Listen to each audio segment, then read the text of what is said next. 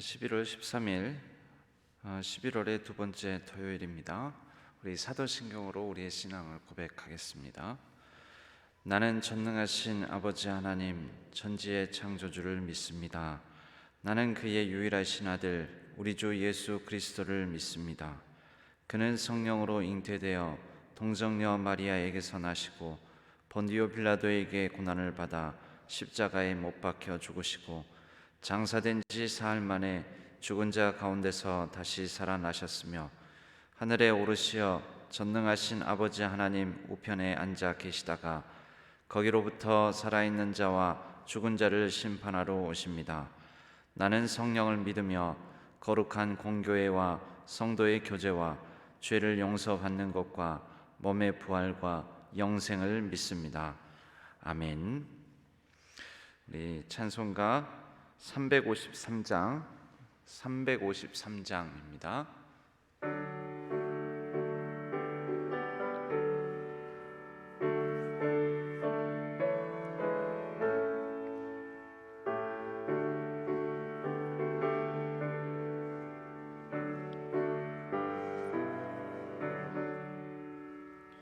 십자가 곤병되어서 예수를 따를 때 무서워하는 마음으로 주 모른 채 할까. 나의 주 그리스도 나를 성령했으니 나 십자가를 벗은 후 저 멸류관쓰리 무성도 피를 흘리며 큰 싸움 하는데 나 어찌 편히 누워서 상 받기 바랄까. 나의 주 그리스도 나를 성령했으니 나 십자가를 벗은 후 저 멸류관쓰리 이 죄악 많은 세상에 수많은 원수들 날 유혹하고 애치나 내 주만 따르리. 나의 주 그리스도 나를 성령했으니 나 십자가를 벗은 후 저 멸류관쓰리 나 멸류관을 쓰려고 몸 바쳐 싸울 때 주 내게 용기 주시사 이기게 나의 주 그리스도 나를 성령했으니 나 십자가를 벗은 후 저 멸류관쓰리 승리의 그날이 이르러 십자가 곤병들 개가를 불러 영광을 주님께 돌리리. 나의 주 그리스도 나를 성령했으니 나 십자가를 벗은 후 저 멸류관쓰리.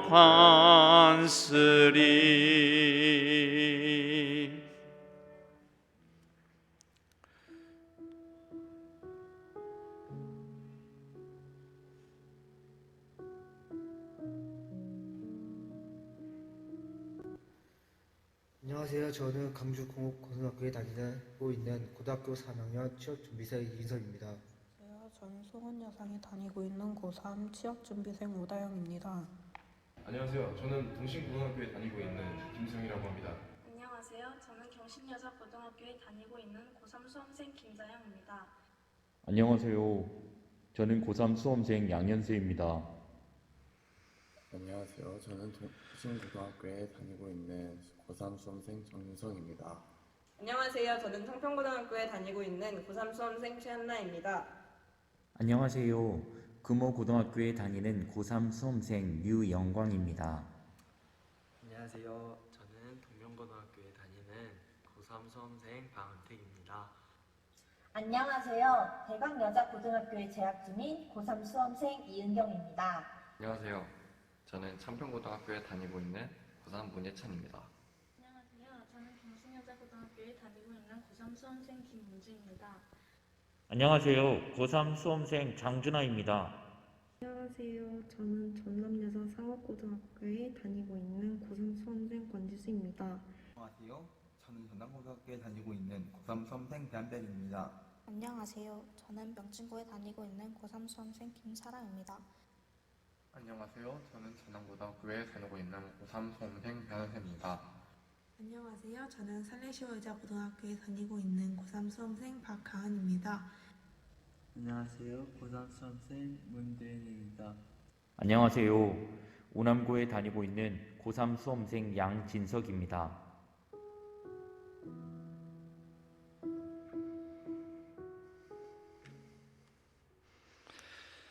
이제 수능을 앞둔 마지막 토요일입니다. 여기까지 잘 달려온 우리 자녀들을 격려하고 또 마지막까지 좋은 컨디션으로 그동안 수고하고 땀방울을 흘린 결실을 맺을 수 있도록 끝까지 기도해 주시기 바랍니다. 기도하겠습니다. 하나님 아버지, 오늘도 하나님 앞에 나왔습니다. 우리 가정과 자녀들의 기도 제목도 가지고 나왔습니다. 하나님께 우리 자녀 손들을 의탁하오며 우리 가정의 화평과 또 건강을 간절히 기도합니다.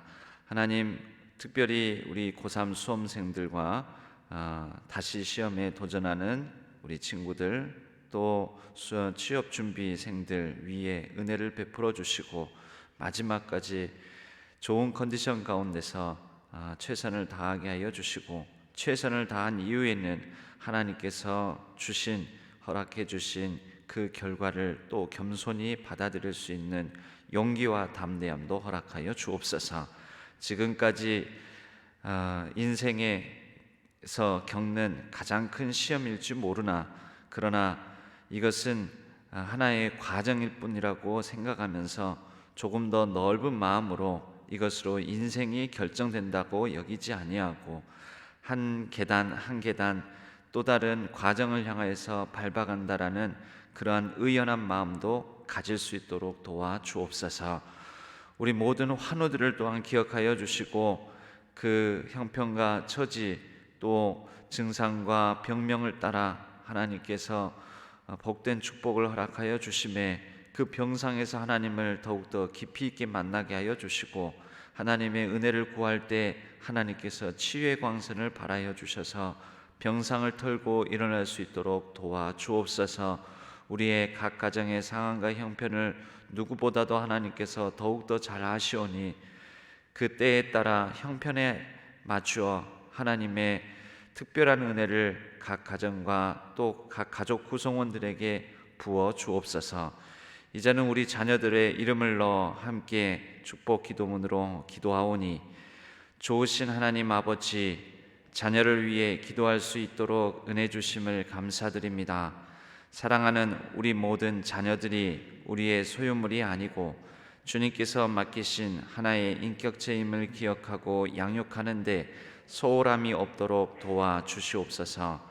하나님은 우리 모든 자녀들이 키가 자랄수록 믿음이 자라며 좋은 성품의 열매를 맺게 하여 주셔서 주님께서 기뻐하시는 모습으로 빚어져 가게 도와주옵소서. 실력보다는 먼저 인격이 성숙되게 도와주시고 지혜 있는 자같이 세월을 아끼고 주님의 뜻을 알고 주님을 쫓아가게 하옵소서. 하나님께서 주신 비전을 품고 꿈을 이루어가는 멋진 인생을 살게 도와주시고 도움이 필요할 때는 돕는 사람들을 만나게 도와주옵시며 누군가에겐 그렇게 또한 도움을 줄 수 있는 인정 있는 사람이 되게 하여 주옵소서. 하나님, 우리 모든 자녀들이 때로는 인생의 깊은 밤을 지날 터인데 어려울 때 창조주를 기억하고 주님을 찾으며 주님을 의지하며 주님을 더 깊이 알아가는 은혜가 있게 하여 주옵소서.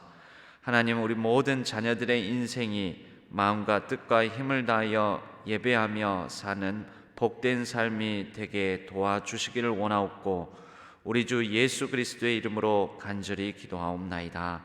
아멘. 오늘 하나님께서 저희에게 주시는 말씀은 사사기 6장 11절에서 24절까지의 말씀입니다.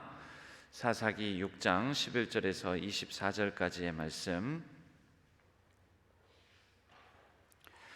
사사기 6장 11절에서 24절까지의 말씀을 교독하겠습니다.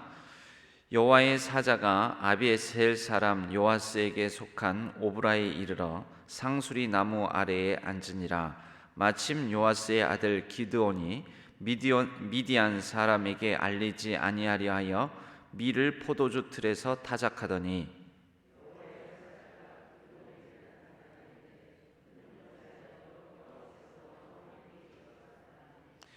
기드온이 그에게 대답하되 오 나의 주여 여호와께서 우리와 함께 계시면 어찌하여 이 모든 일이 우리에게 일어났나이까? 또 우리 조상들이 일찍이 우리에게 이르기를 여호와께서 우리를 애굽에서 올라오게 하신 것이 아니냐 한 그 모든 이적이 어디 있나이까? 이제 여호와께서 우리를 버리사 미디안의 손에 우리를 넘겨 주셨나이다 하니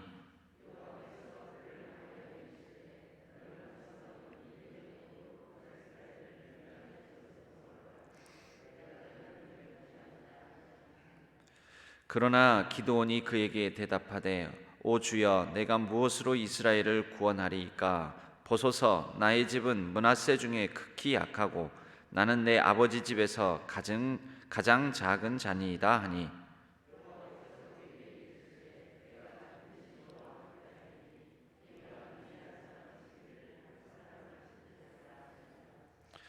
기드온이 그에게 대답하되 만일 내가 주께 은혜를 얻었사오면 나와 말씀하신 이가 주 되시는 표징을 내게 보이소서.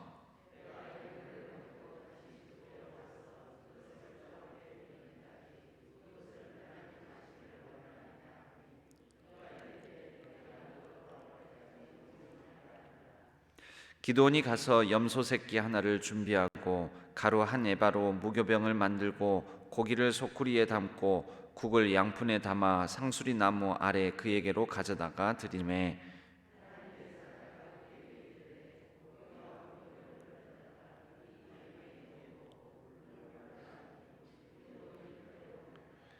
여호와의 사자가 손에 잡은 지팡이 끝을 내밀어 고기와 무교병에 대니 불이 바위에서 나와 고기와 무교병을 살랐고 여호와의 사자는 떠나서 보이지 아니한지라.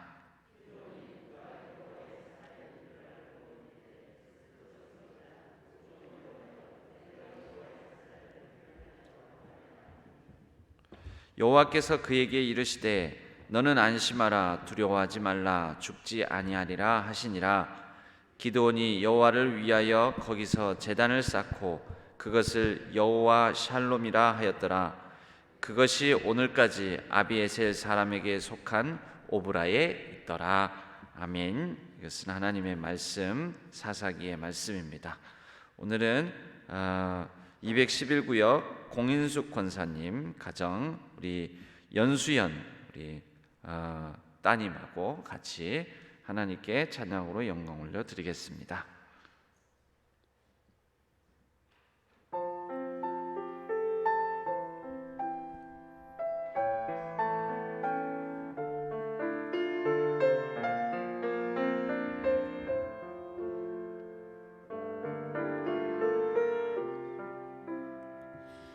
주 예수보다도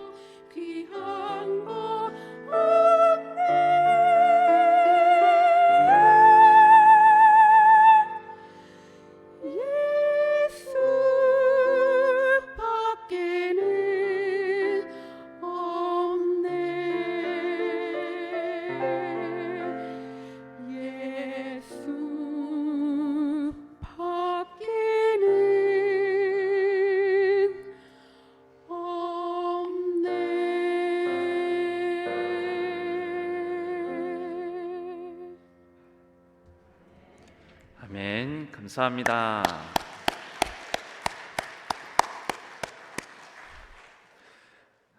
주 예수보다 귀한 것 없네. 예수밖에는 없네. 귀한 찬양, 새벽에 이렇게 그 소리가 높게 올라가는 찬양 어려운데 참 잘 해주셨습니다. 감사합니다. 공인숙 권사님은 일여전도 에스더 권사의 또 211구역 구역장으로 2부 임마누엘 4부 할렐루야 찬양 대원으로 섬기시고, 또 우리 따님 연수연 자매는 2부 임마누엘 4부 할렐루야 찬양대 대원으로 아동부 찬양대 지휘자로 샤론 찬양단, 글로리아 찬양팀, 옥합합주단 이런 찬양 등으로 여러 찬양 관련해서 더 잘 아시겠지만 섬기고 있습니다. 가족을 위한 기도 제목을 가지고 있습니다. 우리 연재익 성도님 위해서 우리 성도님들께서 기도해 주시기를 바라고, 또 맡고 있는 모든 부서에서 열심을 다하며 또 그렇게 할 수 있는 은혜와 하나님께서 건강 주시기를 기도하고 있습니다. 위해서 기도해 주시기 바랍니다. 감사합니다. 오늘 말씀은 사사기 6장 11절에서 24절까지의 말씀을 가지고 하나님의 눈높이 교육, 이라는 제목으로 함께 말씀의 은혜를 나누겠습니다. 기드온, 드디어 우리가 사사들 중에 몇 명 손에 꼽는 기억에 남는 사사를 꼽아라 하면 12명의 사사들 중에서 단연코 기드온, 드보라, 삼손 이런 사람 꼽습니다. 3명 꼽으라면 그 정도 꼽습니다. 또 그 중에서 분량상으로 보면은 상당히 가장 많은 분량을 차지하고 있는 또 사사가 기드온입니다.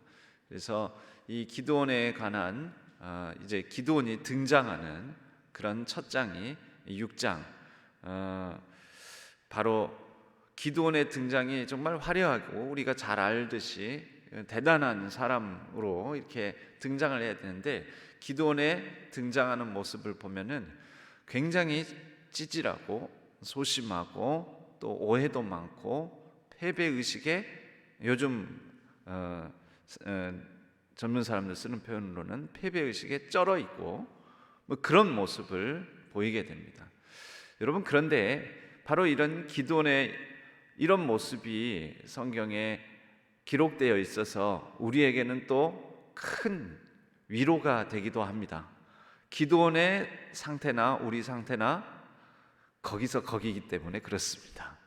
우리도 기드온만큼 소심하고 찌질하고 때로는 패배의식에, 우리 살아가는 삶의 환경, 상황에 눌려서 패배의식에 찌들어 있고, 그리고 오해나 착각도 많고, 그런데 이런 기드온의 여러 가지 연약한 모습을 하나님께서는 하나하나 위로하시고 가르쳐 주시고 또 용기를 주시고 세워주시고 해석해 주시고 또 표징, 징조까지 보여주시면서 기드온을 만들어 가십니다. 여러분, 사람은 완제품이 아닙니다. 사람은 태어나서 강하게 태어나는 게 아니고 누구나 다 울면서 태어나지 않습니까? 가장 연약한 가운데 먹여주고 입혀주고 또 안아주고 양육해주고 뭔가 도와주지 않으면 인간은 다 연약한 존재로 태어납니다. 그 태어나는 연약한 존재로 태어난 것 같이 우리 사람은 다 완전한 성도로 그렇게 믿음의 시작을 하는 사람이 없습니다. 다 그 어린아이와 같은 상태로 우리 믿음의 첫걸음을 내딛게 된 거죠. 거듭남, 다시 태어나는 거잖아요. 그리스도 예수 안에서, 복음 안에서, 믿음 안에서 태어남. 그 태어날 때에는 우리가 다 우리 육체적으로 이 땅에 생명으로 올 때 그렇게 가장 연약한 가운데 태어남과 같이 우리의 믿음도 처음에는 완제품이 아니라 이제 점점 더 자라가야 되고 성숙해져 가야 되는 연약한 출발에서 시작한다라는 것입니다. 기드온이 그런 모습을 보여줍니다. 기드온의 모습은 우리의 모습이기도 하고, 기드온의 모습은 믿음과 신앙이 성숙해져가는 과정을 보여준다 해도 틀린 말이 아닙니다. 이 과정에서 가장 중요한 것은 하나님입니다. 하나님. 연약한 인간이 중요한 게 아니고요, 하나님이 그 연약한 인간을, 부족한 믿음을 어떻게 세워 강하고 승리하는 삶으로 하나님께서 은혜 주시고 세우셔서 사용하시느냐, 이 하나님께서 하시는 역할, 하나님께서 함께 하시는 그 모습, 여러분 이것을 붙드는 것이 우리의 이제 믿음의 과정이다, 이렇게 말할 수가 있습니다. 지난 주일에 본질과 현상, 현상과 본질을 얘기했는데, 여러분 현실을 보면은 본질이 이깁니까? 현상이 이깁니까? 우리의 눈으로 보고 또 우리가 피부로 체험하기는 본질보다는 현상이 이기는 것을 많이 봅니다. 기드온의 이 연약한 모습은 왜 패배의식에 쩔어 있고, 왜 이렇게 찌질하고 소심하고 또 오해와 착각이 많냐면, 현상이 이기는 많은 모습들을 보면서 그 현상에 또한 집중하고, 현상으로 말미암아 두려워하고, 현상으로 말미암아 눌리고 하다 보니까 현상이 이기는 삶에 대해 패배의식으로 그냥 자연스럽게 자기도 받아들이게 된 것입니다. 여러분, 현상이 아무리 커 보여도 그 현상 너머에, 현상보다 더 크신 하나님을 우리는 봐야 됩니다. 현상은 현실 속에 있는 문제다고 볼 수가 있습니다. 문제가 아무리 커 보여도, 아무리 우리에게 닥친 고난과 아픔과 고통이 커 보여도 그것보다 하나님은 훨씬 더 크십니다. 더 크신 하나님께서 그 모든 현상과 문제와 아픔과 고통 그 너머에서 우리의 상황을 초월하셔서 하나님은 일하신다라는 것입니다. 하지만 하나님은 우리가 두려워하고 연약하고 오해하고 착각하는 우리의 모습을 외면하지는 않으십니다. 야, 너 그거 현상일 뿐이야 하면서 다그치고 야단치시면서 우리의 이 연약한 모습을 그냥 애써 무시하면서 야, 그거 별거 아니야, 이렇게 말하시지 않고 우리의 이 연약함 가운데 그대로 공감하시고 또 같이 낮아지셔서 우리의 수준에서 출발해서 우리를 조금 더 높은 수준으로 본질에 집중할 수 있는 마음으로 우리를 성장시켜 가시는 것입니다. 먼저 현상에 집중하는 우리 이 기드온의 모습을 먼저 보면, 찌질함, 패배의식에 젖어든 패배의식 패배의식 첫 번째를 보게 되면, 그가 타작을 하면서 어떻게 합니까? 몰래 숨어서 합니다. 11절 말씀에 중간 하반절에 보면 요아스의 아들 기드온이 미디안 사람에게 알리지 아니하리 하여, 이건 그냥 한마디로 몰래 이렇게 말하면 되는데 이렇게 말하니까 복잡해 보이죠. 미디안 사람 몰래 밀을 포도주 틀에서 타작하다니, 포도주 틀이 이렇게 구덩이를 파고 거기에 포도를 으깨어 가지고 이렇게 지근지근 밟거나 이렇게 해가지고 포도즙을 짜내는 그런 이제 구덩이 이렇게 있습니다. 그러면 이제 포도가 으깨어지면서 즙이 나올 거 아닙니까? 그렇게 해가지고 싹 이게 물이 이렇게 흘러나오면 건지고 이렇게 하는 이제 그런 틀입니다. 구덩이 같은 곳에 포도를 막 넣어가지고 막 밟고 해가지고 그렇게 해서 즙을 짜내는 그런 이제 구덩이 틀. 근데 그곳에서 몰래 미디안 사람 눈을 피해서, 어떻게 보면 현상적으로는 당연한 거죠. 미디안의 이 6장 시작은 미디안의 지배를 받고 있는 상황. 미디안 사람들이 먹을 거, 양식, 쓸만한 거 이런 것은 다 수탈해 가는 상황이니까 몰래 타작해서, 몰래 조금씩 타작해서 몰래 자기 집에 쓸 것을 가져다가 사용하는 그런 모습인 거죠. 근데 이거는 소심하고 좀 찌질하고 일단 패배의식에 젖어 있는 모습. 근데 이러한 이제 기드온을 향해서 하나님께서 첫 번째로 그의 기드온의 상황에 찾아오시는 거죠. 하나님은 항상 우리 상황에 우리 수준에 맞게 찾아오십니다. 그래야지 우리가 알아보니까요. 그래야 우리가 하나님을 붙들 수 있으니까요. 하나님은 우리가 붙들 수 없게 찾아오시는 게 아니라 우리 상황과 내 수준에 맞춰 그것에 따라 찾아오십니다. 12절 말씀에 보면 이러한 기드온에게 큰 용사여 여호와께서 너와 함께 계시도다 이렇게 말씀합니다. 되게 모순적인 말입니다. 큰 용사라니요. 이런 찌질한데, 소심한데, 패배의식에 젖어 있는데, 그런데 하나님께서는 큰 용사여. 여러분, 내가 나를 바라보는 것보다 더 중요한 건 하나님께서 나를 어떻게 바라보시는가, 하나님께서 우리를 어떻게 생각하시는가, 그것이 더 중요합니다. 그것은 현상은 아닐지 모릅니다. 그러나 그것이 본질입니다. 본질은 때로는 우리 눈에 보이지 않습니다. 우리가 인식하지 못할 때도 있습니다. 그러나 하나님은 하나님의 음성으로, 하나님의 말씀으로 깨우쳐 주십니다.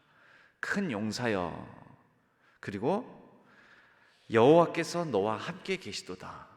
여러분, 본질이 무엇입니까? 신앙의 본질이 하나님께서 나와 우리와 함께 하신다. 임마누엘.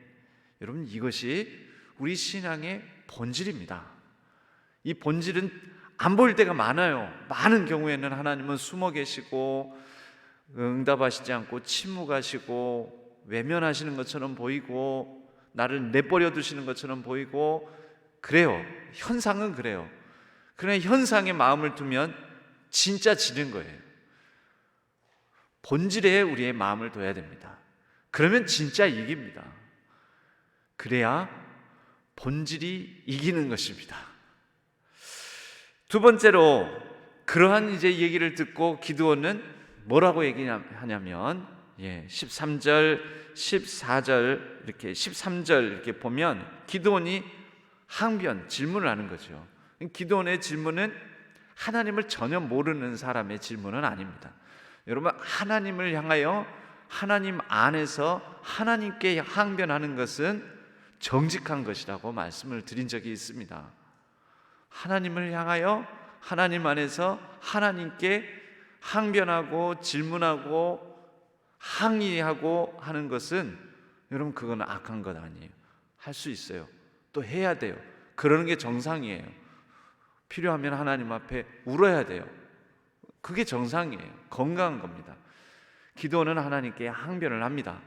하나님은 이런 사람, 이런 분으로 우리 이 조상들로부터 듣고 어른들로부터 내가 듣고 자랐습니다. 그런데 하나님은 그렇게 일하시지 않지 않습니까?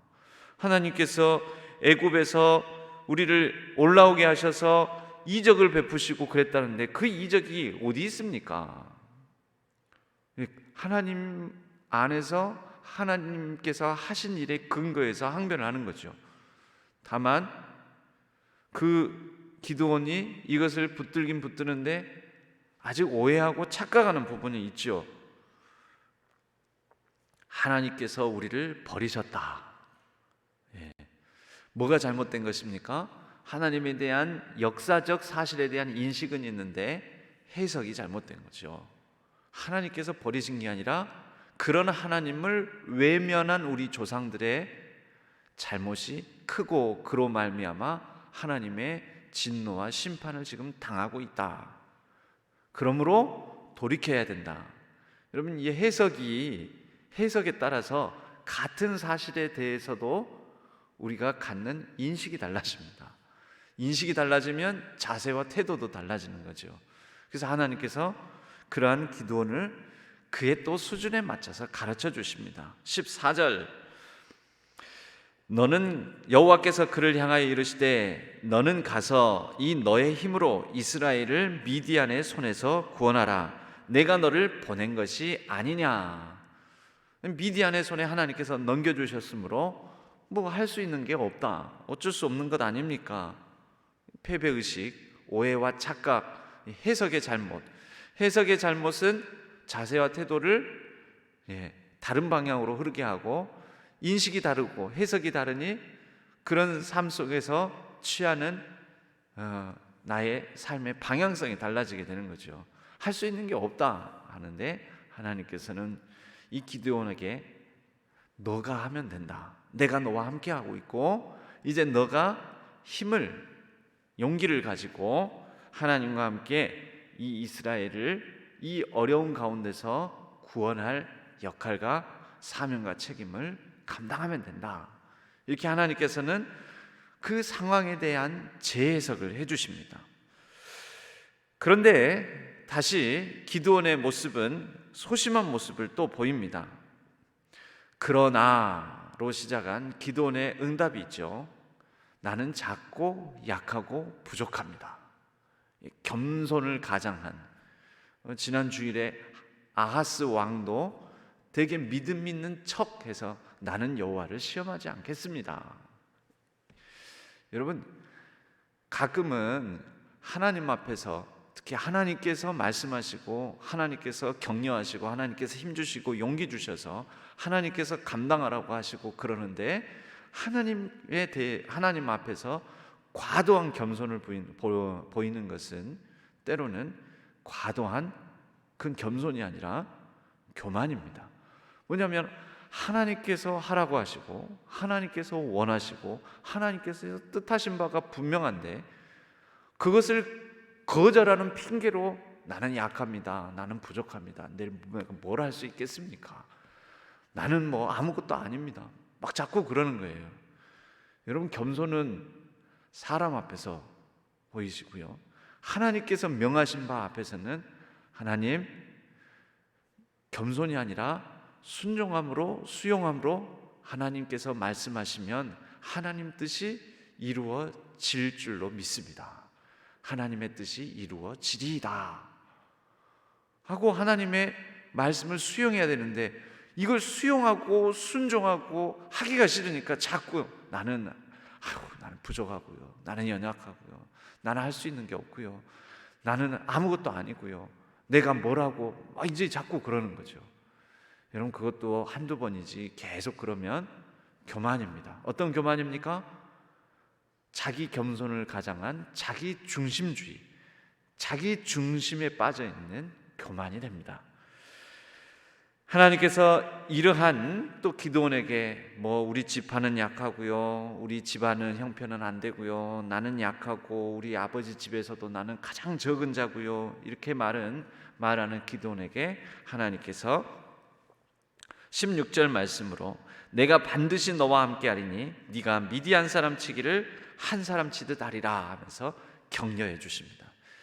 지금 뭐 하고 있냐면 하나님께서 계속 수준에 맞춰서 한 얘기 또 하고 한 얘기 또 하고, 그리고 다시 또 대꾸하고 그러면은 그것에 맞춰서 내가 너와 반드시 함께 한다. 여러분, 하나님 말씀은 계속 본질에 집중하라고 촉구하시는 겁니다. 본질이 무엇입니까? 하나님께서 함께 하신다. 하나님에 대한 믿음이 본질입니다. 그러므로 본질이 이긴다라는 말의 동의어는 하나님이 함께 하신다라는 믿음, 그 믿음이 이긴다라고 말할 수가 있습니다. 기드온이 표징을 구하죠. 이게 이제 처음 표징을 구하고 그 다음 이제 내일 분량에는 또 다른 표징을 구하는 기드온의 모습이 나오는데, 기드온은 그만큼 신중한 사람이라고 볼 수도 있지만 되게 소심한 사람입니다. 믿음이 약한 사람입니다. 그래서 또 우리에게는 위로가 되는 사람이기도 합니다. 패배의식에 빠져서 하나님은 할 수 있다고 하고 함께 하시겠다고 하는데, 기드온은 그럼 징조를 보여달라고, 하나님께서 나와 함께 하신 징조를 보여달라고. 그래서 기드온이 하나님께 이제 제물을 드립니다. 딱 제물을 드리니 하나님께서 그것을 다 불살라. 기드온이 불을 붙이지 않았는데 하나님께서 불살라서 이것을 다 받으십니다. 21절 말씀이에요. 여호와의 사자가 손에 잡은 지팡이의 끝을 내밀어 고기와 무교병에 대니 불이 바위에서 나와 고기와 무교병을 살랐고 여호와의 사자는 떠나서 보이지 아니한지라. 기드온이 딱 이렇게 차려놓은 그 재물을 하나님께서 다 바위에서 나온 불로, 기도원이 붙이지 않았는데도 그 불로 불살라서 하나님께서 함께 하신다라는 모습을 보여주십니다. 여러분, 여러 소심한 사람들이 많이 나오죠. 성경에는 위대한 지도자였던 모세도 소심한 모습을 보였습니다. 하나님께서 불타는 가시떨기 가운데서 그에게 나타나심으로 여호와 하나님께서 바로 모세와 함께 하심을 보여주었습니다. 그렇게 함으로 모세가 패배의식에 40년의 미디안 광야에서의 삶, 그 가운데 나는 아무것도 아니요 할 수 있는 거 없다고 할 때 하나님께서 내가 너와 함께 한다 하는 그런 수준별로 그 사람의 형편에 맞춰서 보여주심으로 믿음이라는 본질에 할 수 있도록 도와주셨습니다. 하나님은 그렇게 하신 분입니다. 기드온이 이제 이런 가운데 그러면 하나님 함께 하시는구나 해야 되는데 기껏 자기가 징조를 보여달라고 해놓고 보여주니까 어떡합니까? 끝까지 우리를 실망시키지 않는 실망스러운 모습을 보여줍니다. 실망시키지 않는 기드온다운 모습, 그러니까 원래의 기드온의 모습은 굉장히 찌질하니까 실망스럽지 않은 실망스러운 모습을 보여주는데 기드온은 아이고 내가 이제 하나님을 이렇게 대면하게 되었습니다. 아이고 이제 죽겠습니다. 여러분, 사실 우리가 천사의 모습을 그동안에 이렇게 문화적으로 막 예쁜 가브리엘 천사 해가지고 막 예쁘고 아름답고 화려하고 막 이렇게 많이 나오잖아요. 그런데 이 유대인들, 이스라엘 사람들이 생각하는 하나님의 사자, 하나님의 메신저인 천사는요, 굉장히 무서운, 굉장히 딱 보면 왜 우리가 흔히 하는 말로 우리나라 귀신을 만약에 봤다 하면 우리가 막 이렇게 사람들이 소스라치게 놀라잖아요. 이 유대인 이스라엘 사람들에게는요, 하나님의 사자를 볼 때는 까무라치게 놀라며 내가 죽을 수도 있다라는 그런 생각을 가지고 있었습니다. 그러니까 최근 우리가 생각하는 천사의 모습은 이런 문화적으로 여러 그림이나 이미지 이런 것으로 좀 변형된 천사의 모습인 거고요. 실제 천사의 모습은, 그래서 성경의 대부분의 하나님의 사자를 만난 사람들은 다 뭐라 하면은 벌벌 떨면서 아이고 내가 이제 죽게 되었습니다. 내가 화로 다 망하게 되었나이다. 이런 반응들을 보입니다. 기드온이 보이는 반응이 어떤 면에서는 이해가 되는 부분도 있습니다. 그런 관점에서 보자면.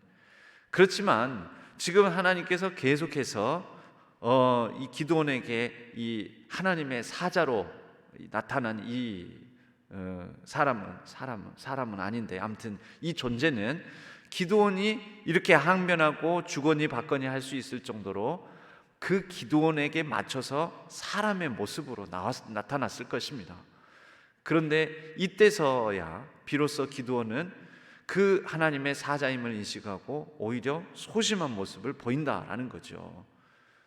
기드온의 마음에는 그 안에, 그 심정 안에는 너무 큰 패배의식, 너무 큰 소심한 상황의 눌림, 현상에 너무 매몰되어 있는 마음이 있으니까 하나님이 함께 하신다는 것이 확인이 돼도 그것이 평안이 되질 못하고 더 큰 불안이 되는 것입니다. 그런데 그러한 또 기드온의 상황에 맞추어서 마지막으로 23절, 너는 안심하라, 두려워하지 말라, 죽지 아니할 것이다, 이러면서 마지막으로 기드온의 마음을 다독이는 하나님의 모습을 우리는 오늘 이 본문 전체에서 곳곳에서 확인할 수가 있습니다. 우리 사랑하는 신안의 가족, 우리 모든 성도님들, 또 이제 시험을 앞두고 있는 우리 모든 수험생들, 또 그러한 자녀들을 지켜봐야 되는 우리 모든 부모님들, 또 가족들, 기도원과 같은 마음일 수 있습니다. 하나님께서 그러나 찾아오시고 함께 해주시고 안심하라, 두려워하지 말라. 이 안심하라 이 뜻은 내게 평안을 비노라, 샬롬이 있기를 원하노라. 너에게 샬롬, 하나님의 평화가 함께할 것이다 라는 그런 기원이자 강구이기도 합니다. 그래서 그 뒤에 여호와 샬롬이라고 기드온이 마지막에는 제단을 쌓고 여호와 샬롬이라고 이름을 붙이지 않습니까? 여호와 샬롬, 우리와 함께 하시는 하나님은 우리가 하나님 안에서 평안을 얻기까지 우리의 형편과 수준에 맞춰서 말씀하시고 또 하나님께서 함께 하심을 느낄 수 있도록 계속해서 우리 가운데서 일하시고 행하시는 분이십니다. 그 하나님의 넘치는 평안이, 하나님의 넘치는 은혜가 저와 여러분 우리 모든 성도님들의 심령과 삶과 가정 안에 풍성하게 임하기를 주님의 이름으로 간절히 축복합니다. 그리하여 이러한 평안을 주시는 하나님께 우리의 마음을 둠으로 현상이 아닌 본질이 이기는 삶을 살아가는 저와 여러분 우리 모든 성도님들의 삶이 되기를 간절히 축복합니다. 우리 함께 찬양하겠습니다. 아무것도 두려워 말라, 주 너의 하나님이 지켜주신다. 우리 이 찬양 같이 한번 부르시고 기도하고 마치겠습니다.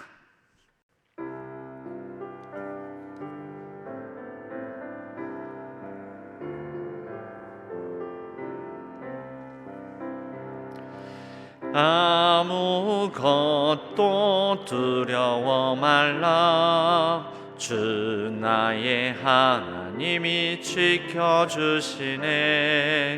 놀라지 마라, 겁내지 마라, 주님 나를 지켜주시네. 아무것도 두려워 말라,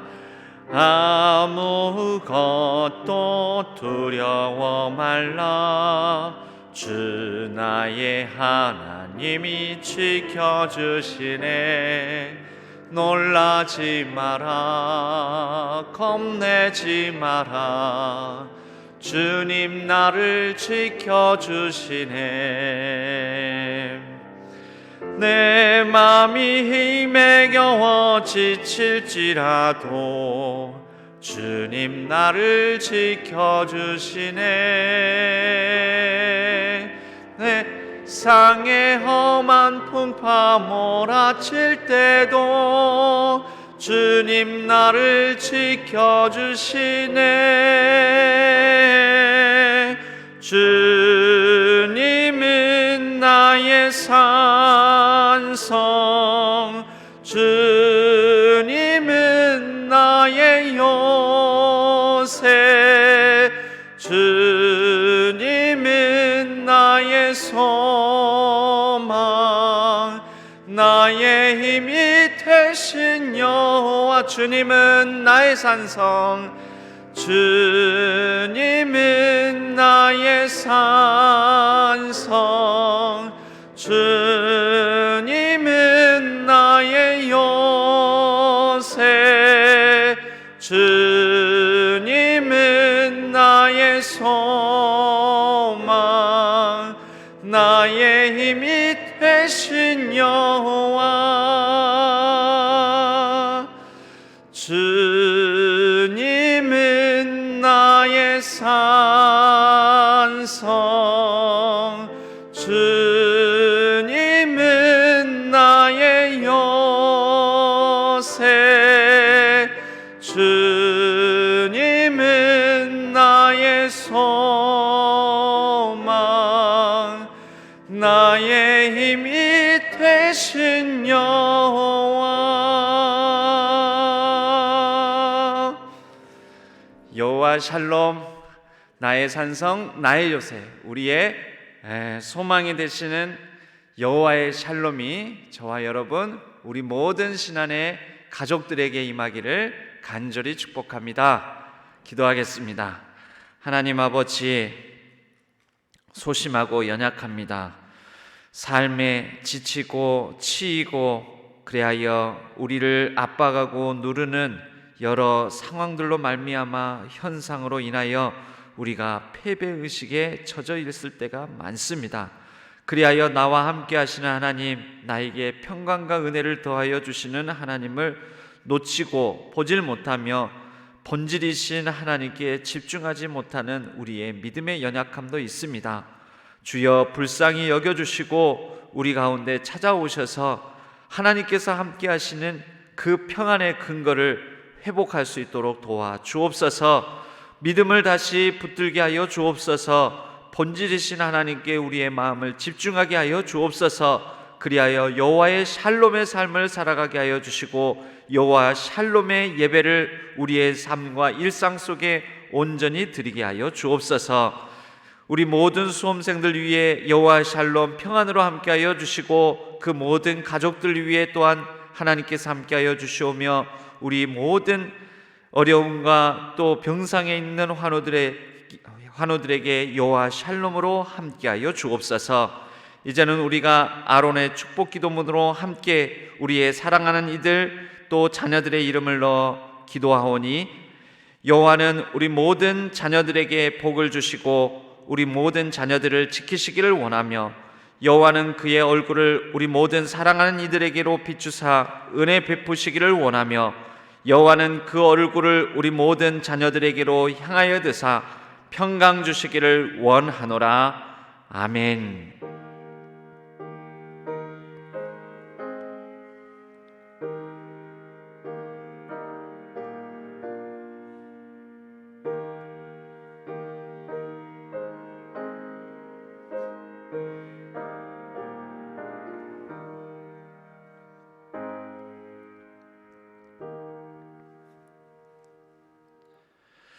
여호와 샬롬을 하나님께 구하며 우리의 각자의 기도 제목을 따라 자유롭게 기도하시다가 자유롭게 귀가하시도록 하겠습니다.